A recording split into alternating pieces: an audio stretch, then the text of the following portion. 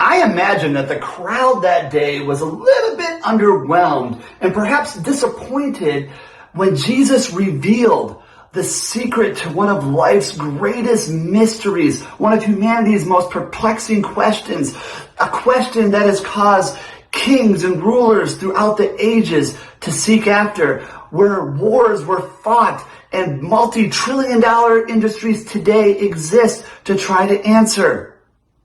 The question was simple: what must I do to get eternal life?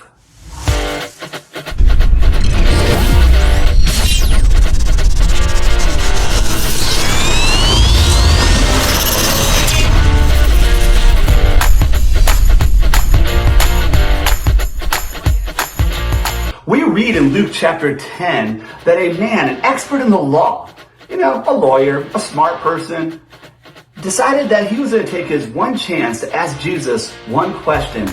And let's just be honest, if we all had a chance to ask Jesus a question, what would we ask? Well, this man was pretty simple. He wanted to know the greatest secret ever. So he asked Jesus the very same question. What must I do, Jesus, teacher, master, to get eternal life? Instead of giving the man a straightforward answer that most of us would all want to have, he simply looked to the man and says, well, you're a smart guy. You know the law. You answer the question. What do you think it is? The man, probably a little more perplexed and maybe a little weary of the crowd around him, decided just to shoot back the most obvious answer that everybody then believed. He says, well, the law is very simple. Love the Lord your God with all your heart, with all your soul, with all your body, with all your mind. Oh, and love your neighbor as yourself. Jesus looked back at him and said, yeah, that's it. You're right.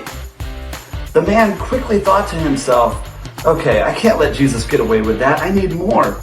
I know.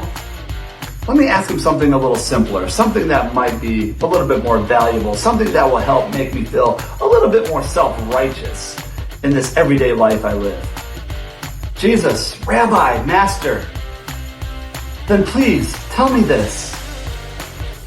Who is my neighbor anyways? Would you be mine? Could you be mine? Won't you be my neighbor? As Jesus heard the question, he proceeds to answer the man and the crowd and all of us for the rest of time by simply sharing a story, a parable, something that was earth-shattering, something that is so profound. A story we all know, the Good Samaritan.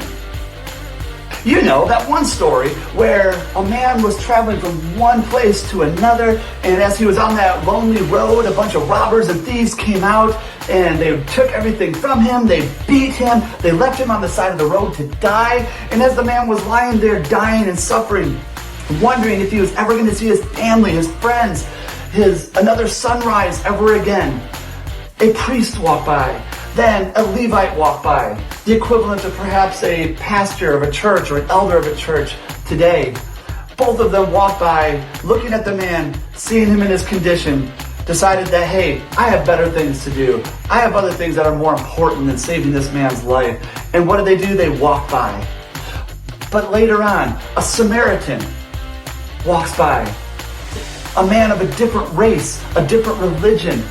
He comes from a place where the very man lying there suffering and dying probably persecuted that guy, probably mocked that man, insulted their people, treated them poorly. And yet, that Samaritan looked at him, knowing all of that, decided, you know what? I need to show compassion. I need to show mercy. I need to help that person. They need my help. And he did not decide to do this because he wanted to post it on Instagram and show everybody on TikTok, hey, look at all the things I'm doing. No, he wasn't doing it for self-gratification. He wasn't doing it for any other reason other than it was the right thing to do. As Jesus concluded, he looked at the man, the lawman, the smarty pants, the one who asked the question and says, you tell me, which one of these men in the story was the neighbor? He simply said, I suppose it was the man who showed mercy. Jesus once again affirmed the man's answer. And he not only looked at him, but he looked at the crowd, and he looked at all of us down the road 2,000 years later, and he says, hey, Go and do likewise. Hi, neighbor. I'm glad we're together again. As the founder of All Means All Sports, we believe that Jesus was quite clear in what he commanded us to do. Not only for us to live for eternity, forever with him, but to be successful for the here and now. And that is simply to love the Lord your God with all your body, with all your mind, with all your heart, and with all your soul, and to love your neighbor as yourself. And who are those people? Who are our neighbors? At All Means All Sports, we believe it is all people in all places. AMA is excited to use our love for Christ, community, and competition to change the world one neighbor at a time. The question I have for you, though, is, are you willing to join us? Let's do it.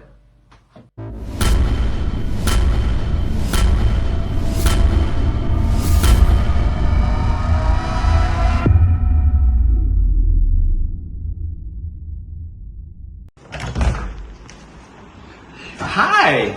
Hi. Are you my neighbor? Yeah. So, what are we messing?